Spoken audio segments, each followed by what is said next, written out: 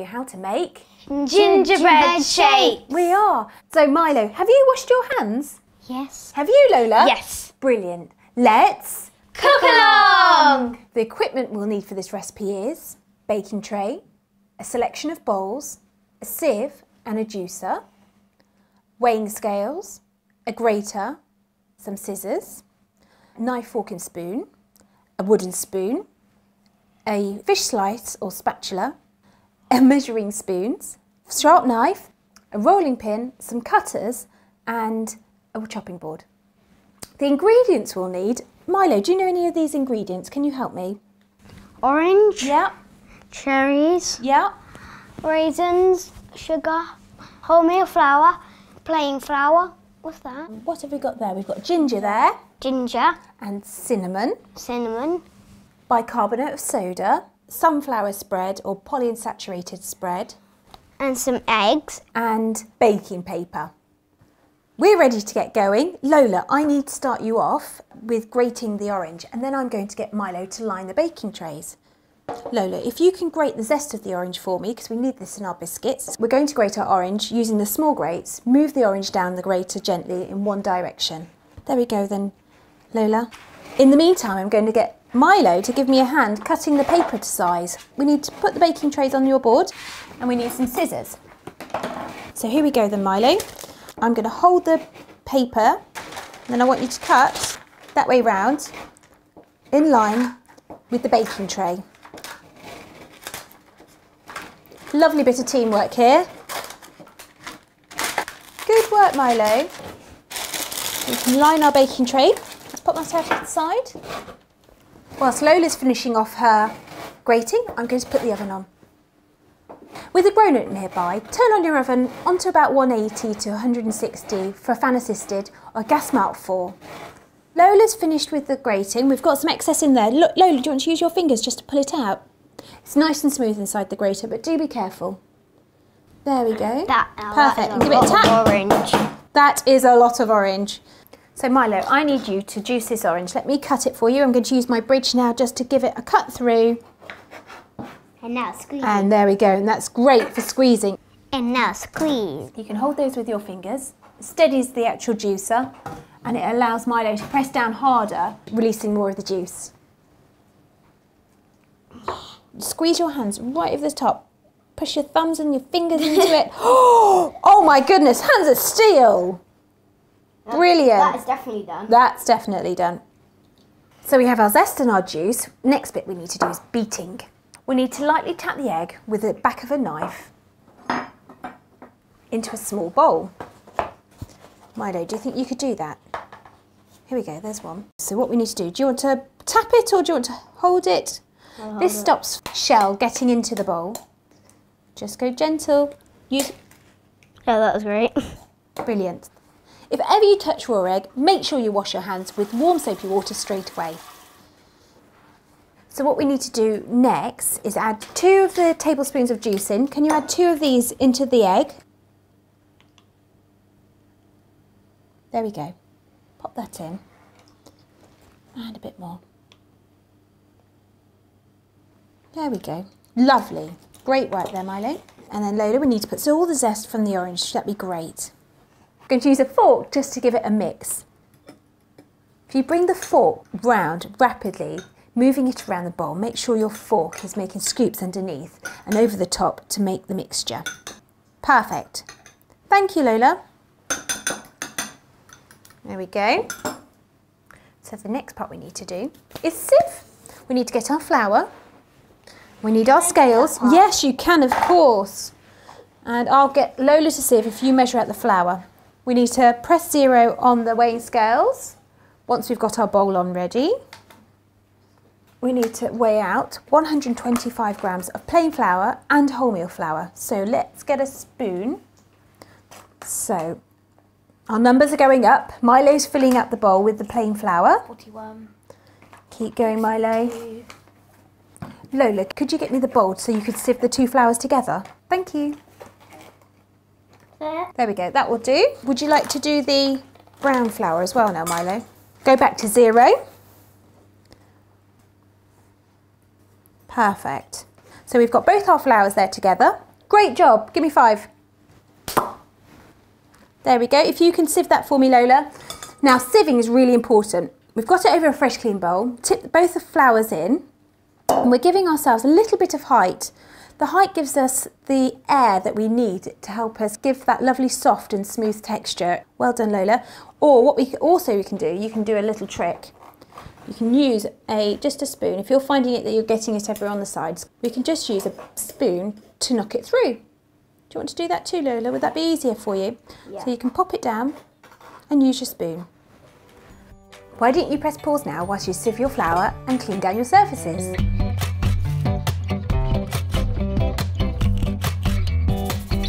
We've sieved our flour, we need to add our spices and our bicarbonate of soda. And we need 1 tablespoon of the ginger, 1 teaspoon of cinnamon and half a teaspoon of bicarbonate. That's it. Pop that in.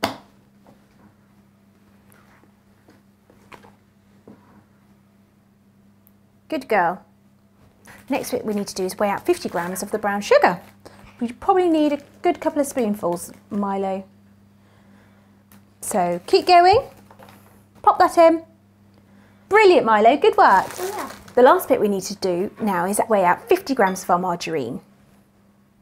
I'm going to use a knife to do this. So if you can just take out 50 grams for me and pop it in, that'd be great.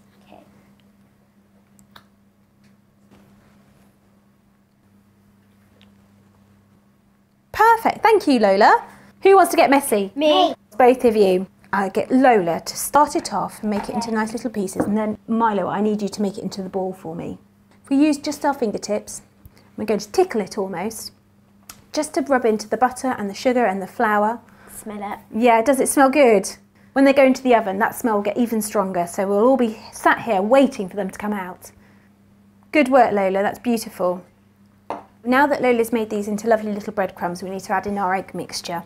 We're going to use this with the knife. This will help just stop it from sticking whilst it's really wet with the flour and the sugar and the butter. So if you can hold the knife for me, Milo. We're going to make a little well in the middle. There we go. And let's pop it in. Blop, blop, blop, blop, blop. And then can you use your knife to cut through the flour? Let's do it together. And we're going to mix it all up. We have to catch all the sides, and eventually it will become a lovely, stiff and smooth dough. Do you want to keep going, Milo, for me? That'd be great. If the knife doesn't work for the little hands, we have got a wooden spoon as well. Lola, which cutters do you want to choose?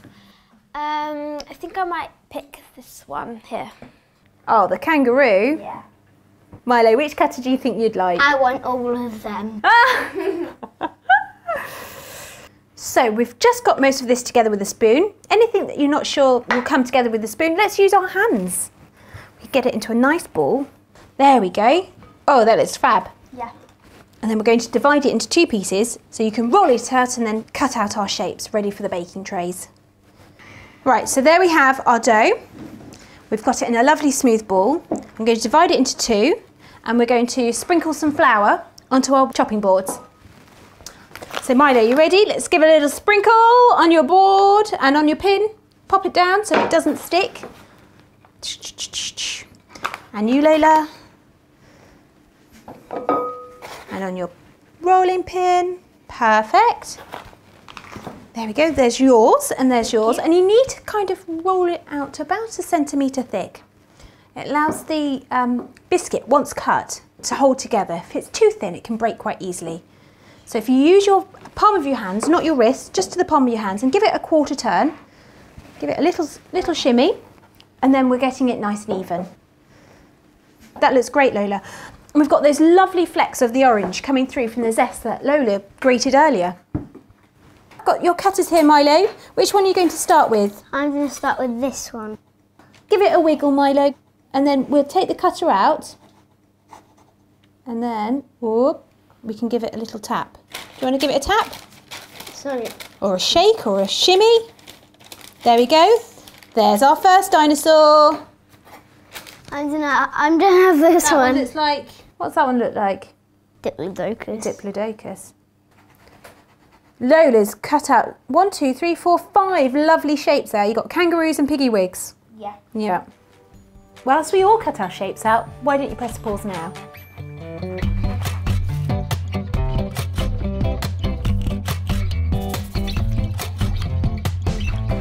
Now this is the best bit, because we've cut out all our shapes. Now we're ready to decorate them. I'm going to get some dried fruit that we've got. You can use currants for eyes, or cherries for tummy buttons, or mouths. We've got loads of different ways of doing it. Yeah. Give them a little push down so that they stick in.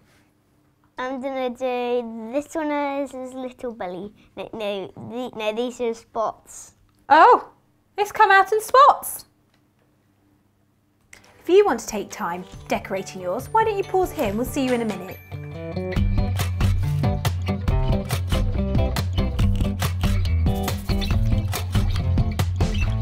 For this bit, we'll need to get a grown-up nearby to help us bake. So I'm going to put them in the oven.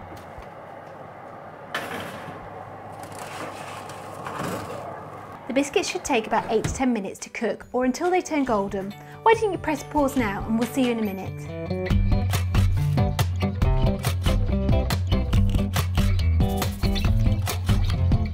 Our biscuits are ready! Woo! Shall we go and check them? Yeah. Brilliant. I won't eat them straight away. We can't eat them straight away though because they're very hot, so we're going to put them on a cooling rack. Lola, can you get the cooling rack ready? Milo, here's yours. Very hot tray, do not touch. There's yours, Lola. We're going to use a fish slice now just to put them onto the cooling rack. Gives them a chance just to cool down all over. It might be a good idea to get an adult to help you with this bit. There we go. There we go, last one. Wow. So there we have our delicious gingerbread biscuits. Our biscuits are lovely and cool now, so we're going to serve them up and then we can eat them. Yes. Yes. Let's put them up. There we go. Wow, look at them. They look great. If you'd like to have a go at another recipe, there are more cook-alongs for you to explore. We'd love to see what you've made. Take pictures and tweet them to @EatHappyProject, #Let'sCookAlong. I just can't resist it. Can you not resist it? I can't resist it. We're so excited to try these, aren't we? Can I try one? Yeah. Which one can I have, Milo? I have a piggy? Yeah. Fantastic. Let's have a go. Oh, wow. Wow, really the yummy. ginger's great in it. Do you like it, Milo? Would you make them again? Yeah. Yeah, nice and easy, aren't they? Yeah. We've all really enjoyed making these. I hope you have too.